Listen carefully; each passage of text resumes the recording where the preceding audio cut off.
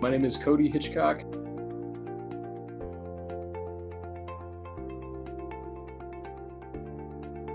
I'm just a behavioral tech. I didn't start too long ago. Having a blast though.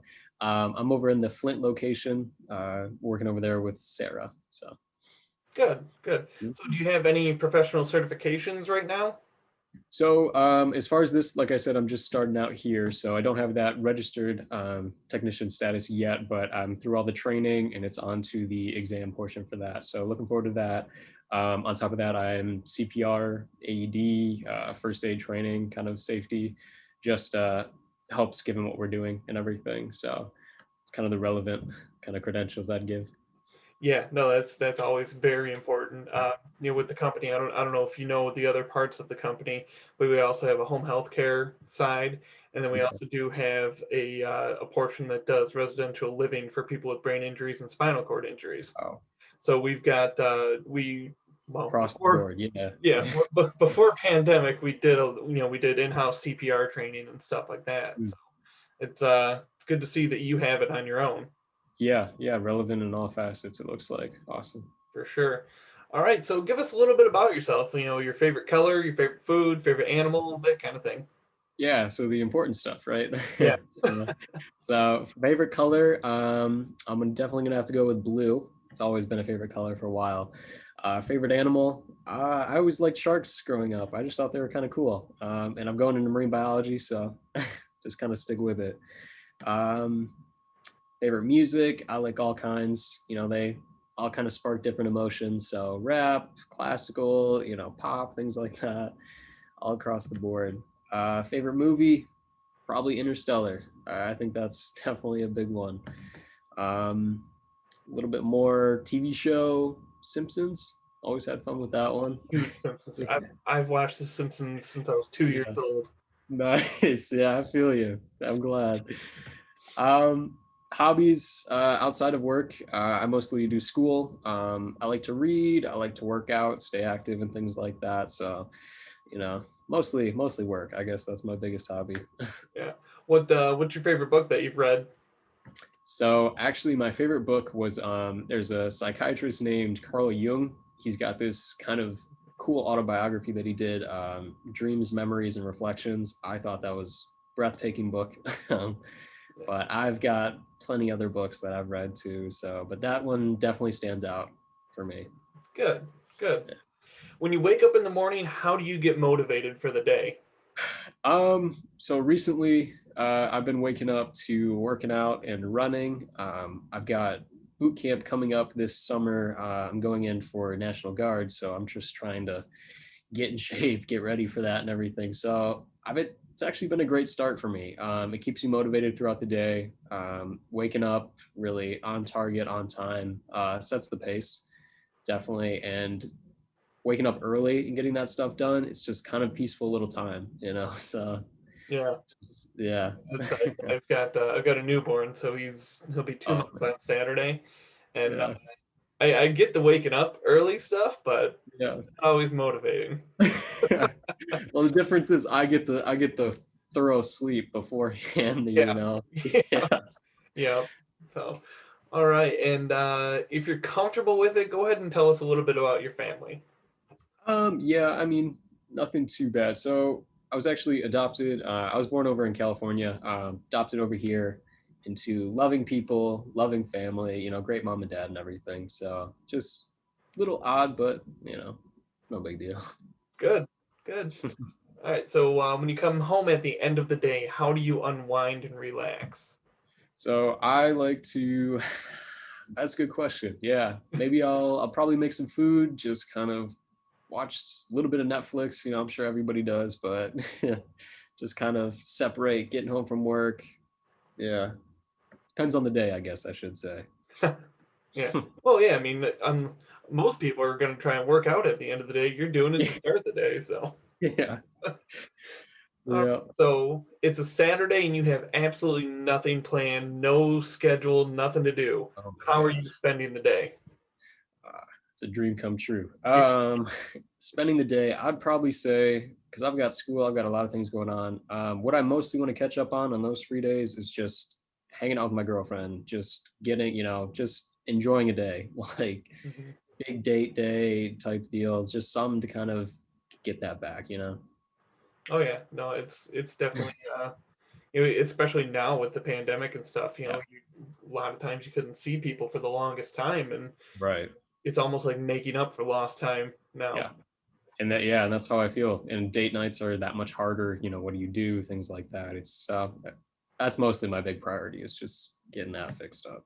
Yeah, and that's one thing my wife and I had been doing through it, because restaurants weren't open for the longest Yep. time, and then having two kids, you can't really get out of the house. Uh, what we did was we kind of set up in our house different rooms. We set up like different themes, so it's like almost going to a different bar in each room. So Yeah. like specialty drinks in one room, like we had the kitchen Hmm. was like we ate there, and then the kids' playroom was like we set up Jenga and played games and stuff. Yeah. So That's that's kind awesome. of fun. Yeah, yeah, and that's what we've had to kind of turn things into is just around the home. We baked a cake, we we had fun with that and stuff like that. I like that one. That'd be a whole day's worth of adventure too. Oh yeah, yeah, That's no, awesome. that's fun. It's fun seeing the creativity of how you can figure out how to spend time together. I'm finding out all about that. All right, now if you won the lottery, how are you going to spend the money? So, very good question. Yeah, I don't need too much, I guess. I mean, I'm not really nothing's really going to change anything. I'll probably just split it up evenly. If I want a lot, all the people, family, friends, and things like that, I'll take a share of it. Yeah, that's well. I mean, can I be your friend then? Yeah, right. Yeah. If you win the lottery, Depends on how much, I guess I should say. yeah. All right. So when you go swimming, do you prefer to be in a pool, at a beach, or on the side of a lake or river, and why? Very good question, huh? I would probably choose the beach. I want to be a marine biologist, so I've always had that fascination for the beach. Definitely a lake setting is very, very cool and stuff, but I've always found that I'm always looking for shells. I'm always diving deep underwater and stuff like that. So I think ocean's a nice little playground for that. Yeah. What's the coolest thing you found underwater? I dove about, I want to say about 12, 15 feet underwater, and I pulled out this sea urchin shell about like this big. Oh I've wow. actually got it real quick. I'm looking at it right now. Hold up.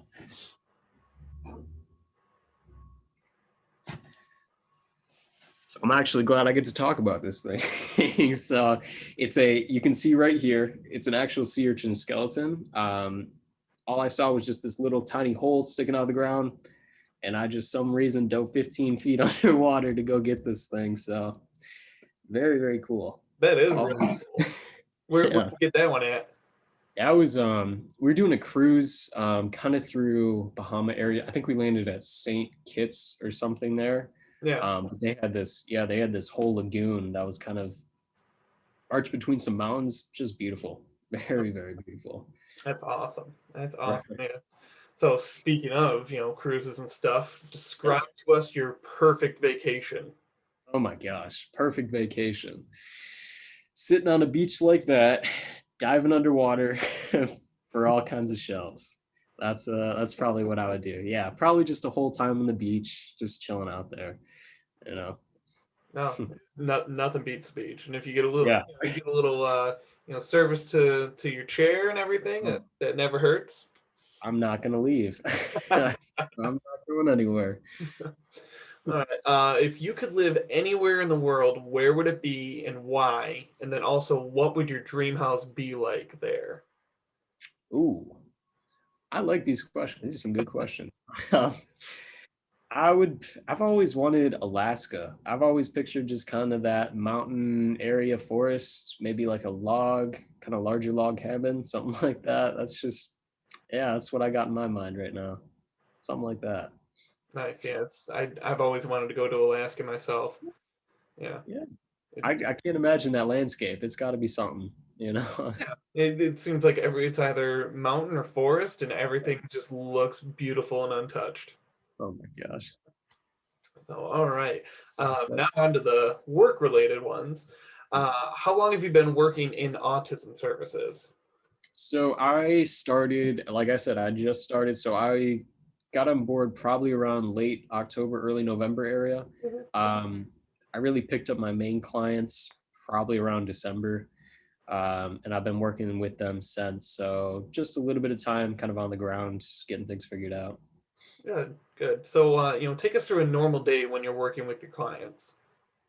So I've got two clients right now. And every client that we work with is 100% unique. I mean, what they want and what the goals are for them. The clients that I work with have different obstacles and things they need to do. One of which is an individual who's working through school, who I'm helping with that. So uh, day by day basis with him might be tutoring him on all different variety of topics, just to kind of get him, in a way that he can succeed in school and things like that. And then all the behaviors that follow because of that, just kind of set that up. And then another kid, just kind of starting out in school, learning all the behaviors and things like that to do. So that's a different story, a lot more patience, a lot more kind of getting in the right direction and reinforcing things like that. So day by day varies all the time, between people, between days. You don't know how they're coming home.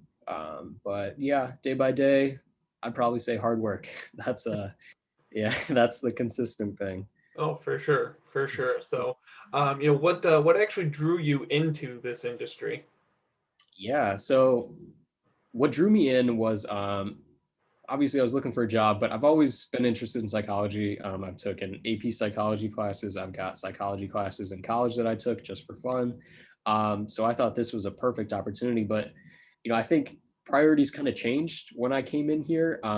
That's what drew me in. But kind of what keeps me in is the kids that I'm working with. It's just the uniqueness. I'm just so kind of invested in seeing these guys succeed. You know what I mean? It's very rewarding, and it's a lot more than I thought I was jumping into. So it's just been a great experience all around for that. I'll say that. Good, good. So, what's been your favorite part of working in ABA? Um, Favorite part, like I said, is definitely been seeing the kids that I work with succeed. ABA sets kind of like a blueprint for quantitative data and using that to kind of march their progress. And you can see it. You can definitely see progress reflected in the data. So I think that's an interesting take, and I really enjoy that part of ABA. Is they've got the know-how to get kids in a certain direction of where they need to get to, and just kind of marching along right there with them. It's been a great experience. ABA has definitely been very cool on that front. Good, good. So, what would be your advice to someone who wants to start working in ABA? Huh. Yeah, I would. And I've talked to a lot of people just starting out and things like that, whether it's training or kind of explaining what I do.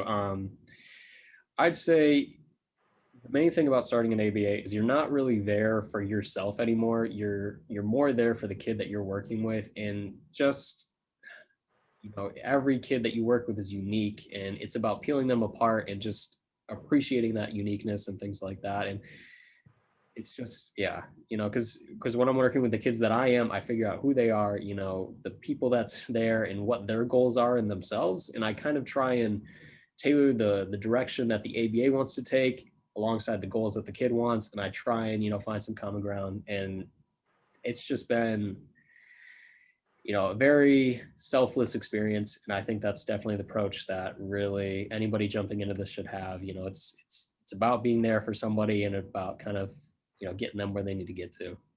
Yeah, that's been common theme of pretty much everyone's answer when I ask that question is, be prepared to, stop caring about yourself so much and make sure, other people are taken care of first. That's good. I'm glad that's your common answer too. I'm glad that's, yeah, that's very awesome. Yeah, for sure, for sure. All right, so, at the end of the interview, I'm going to end it with basically there's going to be a billboard here, and you get to pick what it says on the billboard. So, what would you want your personal billboard to say? Oh man. um Off the top of my head,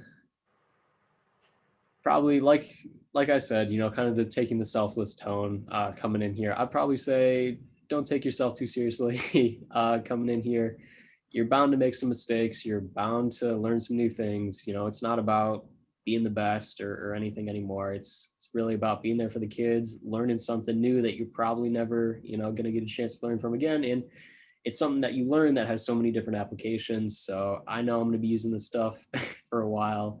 So yeah, don't take yourself too seriously. Perfect. Perfect. Well, yeah, no, definitely, thanks for doing this with me.